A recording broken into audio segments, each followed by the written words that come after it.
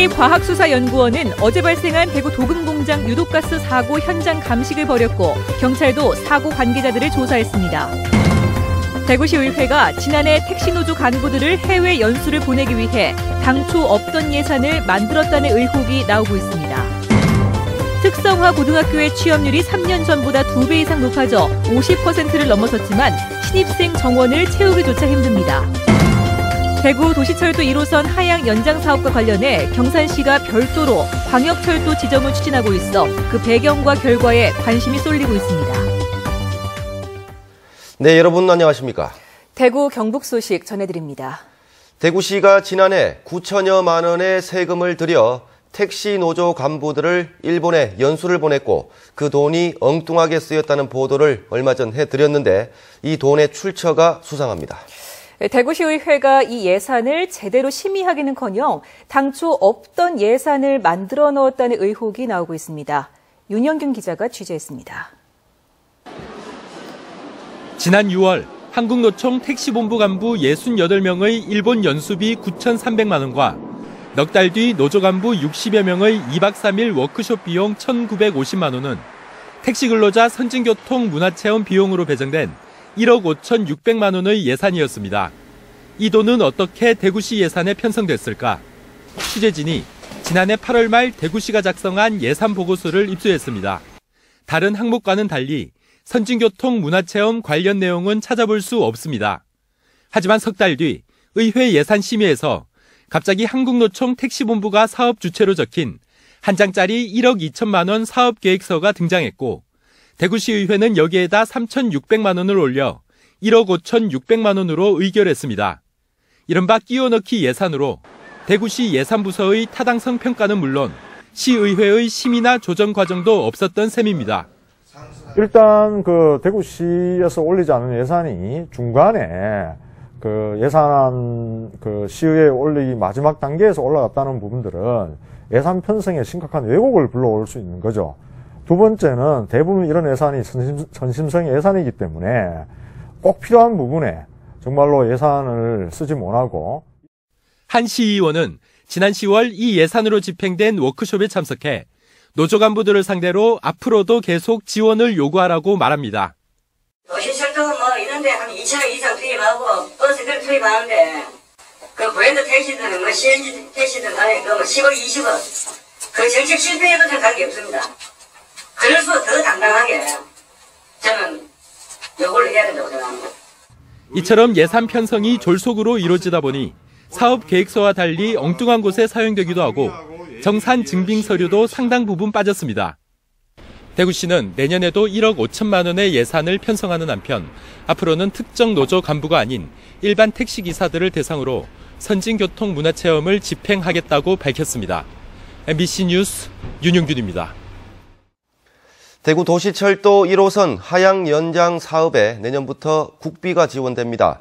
이런 가운데 경산시가 기존의 도시철도가 아닌 광역철도 지정을 추진하고 있어 그 배경과 결과에 관심이 쏠리고 있습니다. 박재영 기자가 취재했습니다. 추운 날씨에 발을 동동 구르며 대학생들이 경산시 하양에 있는 학교에 가기 위해 이른 아침부터 통학버스를 기다리고 있습니다. 아침에 한 30분씩 기다리고 하니까 겨울에는 춥고 여름엔 덥고 지하철 있으니까 더 빠르고 하니까. 경산 지역에는 12개 대학에 13만여 학생이 있고 인근 대구혁신도시와 경산 하양권의 대규모 택지 개발 등으로 교통 수요가 급증하고 있습니다. 대구 도시철도 1호선 하양 연장 사업의 기본 계획 용역이 진행 중인 가운데 국비 예산 30억 원이 내년에 처음으로 배정됐습니다.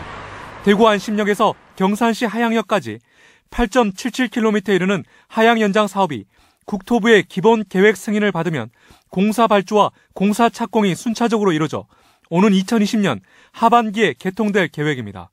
1호선 하양 연장과 관련해 주목할 부분은 광역철도 지정 여부, 하양 연장 노선을 기존 계획대로 도시철도가 아니라 도시철도를 연장한 광역철도로 지정할 경우 총 사업비의 10%인 지방비 279억 원을 절감할 수 있기 때문입니다. 지방비가 40% 부담해야 되는데 광역철도망으로 구성하면은 지방비가 10% 절감돼서 30%로 사업을 할 수가 있습니다. 경산시는 하양 연장 노선이 광역철도 지정 요건에 맞고 시도를 연결하는 교통시설인 만큼 국토부와 대구시, 경사북도와 협의를 거쳐 광역철도 사업을 적극 추진하기로 했습니다. MBC 뉴스 박재영입니다. 네, 대구 도시철도 1호선 경산 하양 연장과 관련해 좀 더 자세히 알아보겠습니다. 경산시의 김학홍 부시장 자리했습니다. 안녕하십니까? 네, 안녕하십니까? 방금 보도에서 대구시와 경산시가 광역철도 지정을 추진하고 있다고 했는데 기존의 도시철도와 광역철도 어떻게 다른 겁니까? 예, 도시철도란 것은 도시 교통 근역을 담당하는 철도입니다. 네. 주로 도시 내부에 그 원활한 교통을 담당하는, 그러기 위해서 만든 철도가 되겠는데요. 국비가 60% 지원이 됩니다. 네. 광역철도는 도시와 도시 간을 연결하는 철도가 되겠습니다. 네. 특별시 광역시와 도 간을 연결하는 철도인데요. 국비가 70% 지원이 됩니다. 네네. 이 광역철도로 지정이 되면은 국비가 60에서 70%로 상향되기 때문에 약 한 280억 원 정도의 국비가 더 지원이 됩니다. 또 그만큼의 우리 지방비 절감 효과가 있습니다. 그렇군요. 그렇다면 광역철도로 지정받기 위한 요건이나 절차도 도시철도와는 다를 것 같은데 어떻습니까? 예, 그렇습니다. 여기 요건 크게 세 가지가 있습니다. 첫 번째는 시도 간에 어떤 교통 수요가 있어야 됩니다. 이 부분은 저희들이 정부의 예비 타당성 심사를 거쳤기 때문에 요건을 충족했고요. 네. 두 번째는 대도시권의 범위 내에 있어야 됩니다. 이것은 기준이 광역시청으로부터, 우리 같은 경우는 이제 대구시청을 중심으로 대구시청에서 40km 이내에 있어야 되는데요. 우리 경산 하양 같은 경우는 20km입니다. 그래서 이 요건도 충족이 됩니다. 네네. 세 번째가 그 속도가 50km 시속 50km 이상이 되어야 되는데요. 우리 하양 연장선 같은 경우도 55km로서 충분히 요건은 충족이 되는 그런 경우가 되겠습니다. 네. 지정이 되기 위해서는 먼저 국토교통부에 지정 신청을 한 다음에 국토교통부와 또 기재부와 협의를 거쳐서 국가교통위원회 심의를 받게 되어 있습니다. 이어서 지정 고시 절차를 받고 있는데요. 그동안 저희들 대구 대도시권 광역교통 기본계획에 반영이 됐고요. 또 대도시권 광역교통 시행계획에도 반영을 했습니다. 네. 앞서 잠시 언급이 됐습니다만 이 경산은 대학들이 밀집해 있는 학원 도시 아니겠습니까? 대구 도시철도 1호선이 오는 2020년 하반기에 하양까지 연장이 되면 이 경산에도 큰 변화가 예상되는데 어떻게 보십니까? 이 연장이 되면은 큰 변화가 있을 것으로 저희들 예상을 하고 있습니다. 먼저 경산 지식산업지구 115만 평, 그리고 또 15만 평의 무학 택지지구, 또 R&D 특구 개발이 더욱 가속화될 것으로 저희들 예상을 하고 있습니다. 네. 또 하나는 교통이 아주 편리할 것으로, 지금 우리 경산은 12개 대학이 있는 대학 도시입니다. 특히 하양 진량 쪽에 대구대, 대가대, 경희대 등의 대학이 있습니다. 이 학생들의 통학에도 큰 편의를 제공하게 될 것이고요. 네. 또 우리 경산시 전체 통행량 중에 대구시와의 교통량이 37%입니다. 이 부분을 해소하기 때문에 대구 도심권과 경산이 하나의 생활권으로 될 수 있는 계기가 되고요. 그에 따라서 도시 경제권이 확대되는 효과가 있을 겁니다. 또 마지막으로는 대구시와의 상생 협력이 촉진될 것으로 기대를 하고 있습니다. 신서 혁신도시, 또 첨단 의료 복합단지와 연계 사업이 더욱 활성화될 것으로 저희들 예상하고 있습니다. 네, 경산뿐만 아니라 대구 시민들도 큰 기대를 하고 있는 만큼 지하철 연장 사업이 잘 차질 없이 추진될 수 있도록 힘써주시기 바랍니다. 더욱 열심히 하겠습니다. 네, 오늘 말씀 감사합니다. 감사합니다. 어제 대구의 도금 공장에서 발생한 유독가스 누출 사고와 관련해 경찰이 현장 감식을 벌이는 등 본격적인 수사에 나섰습니다. 관할구청도 뒤늦게 화학물질 사용업체에 대한 점검에 들어갔습니다. 양관희 기자가 보도합니다. 국립과학수사연구원 직원들이 어제 누출된 유독가스의 정확한 성분과 양을 조사하기 위해 유독가스가 발생한 옥상 황산 탱크에서 혼합물을 뽑아냅니다. 탱크로리에 들어있는 차염수산염도 수거에 나섰습니다. 경찰도 탱크로리 기사와 폐수 처리업자, 공장 관계자 등을 불러 조사를 벌이고 있습니다. 탱크로리 기사가 작업할 당시 공장 관계자들이 함께 있었는지와 유해한 물질 취급에 따른 안전수칙을 제대로 지켰는지 여부를 집중적으로 조사하고 있습니다. 실제로 차염수산염은 눈과 호흡기에 영향을 줄 수 있어 보호장비 착용을 요구할 정도로 유해한 물질이지만 사고 당시에는 경고표지 보호구 등이 없었습니다. 저희가 자료를 정리 중이고 모르고 안전사고다 보니까 이렇게 잘 아시는 전문기관하고 저희가 상의를 또 거치고 해야 되니까. 관할 지자체인 대구 달서구도 대책을 내놓고 오늘부터 유독물 영업등록 사업장 점검에 들어갔습니다. 유독물 다량 사용하고 있는 사업장에 대하여 선별적으로 우선적으로 특별 점검을 실시할 계획입니다. 점검업소는 저희들이 한 30개소 정도를 선별하여 단속할 계획입니다. 하지만 달서구에 등록된 유독물 취급 사업장만 104곳이지만 점검 대상은 3분의 1에 그친 데다가 사고가 난 사업장은 유독물질을 연간 120톤 이하만 사용해 구청에 등록도 되지 않은 곳이어서 그 실효성에 대해서 의문이 제기되고 있습니다. MBC 뉴스 양관입니다. 요즘 대학 입시에서 가장 인기 있는 학과는 뭐니 해도 취업이 잘 되는 학과들인데요. 그런데 취업률이 좋은데도 불구하고 정원 채우기조차 힘든 곳이 있습니다. 바로 특성화 고등학교 얘긴데요. 조재한 기자가 취재했습니다. 공업고등학교 학생들이 생산 현장의 필수인 선반 기술을 배우고 있습니다. 고등학교 2년 동안 대부분 한두 개 이상의 자격증을 취득하고 취업을 준비하고 있습니다. 인문계 학생과 다르게 먼저 취업을 해서 일찍 취업하여 젊은 시절에 좀 더 성공할 수 있는 그런 폭이 있기 때문에 그런 게 좋은 것 같고. 대구 지역 특성화고 졸업생 취업률은 올해 50.8%를 기록했습니다. 3년 전 24.1%에서 2배 이상 가파르게 오르고 있습니다. 특성화고등학교의 취업률은 해마다 오르고 있지만 중학생들의 인문계고 쏠림 현상은 여전해 특성화고등학교마다 정원 채우기조차 힘든 상황입니다. 2015학년도 신입생 원서 접수 마감 결과 일반 전형 경쟁률은 0.84대 1로 700명 이상 미달 사태를 보였습니다. 17개 학교 가운데 2개 학교만 정원을 채웠고 2개 학교는 정원의 절반도 채우지 못했습니다. 특성화고에서는 취업 뒤에도 학업을 계속할 수 있는 길이 많은데도 무조건 대학부터 가야 한다는 시각이 바뀌지 않고 있다며 의식 전환이 필요하다고 강조하고 있습니다. 기업에 가서 3년 이상 근무를 하면은 재직자 전형으로 해서 중앙대학이라든지 한양대학이라든지 대구의 경북대학교라든지 전국에 있는 유수대학에 4년제 대학에 무시험으로 정원의 8%까지 진학을 할 수 있는 길이 열려 있습니다. 대학을 졸업하고도 취업하기가 어려운데도 취업길이 열려있는 특성화고 외면 현상은 좀처럼 개선되지 않고 있습니다. MBC 뉴스 조재한입니다.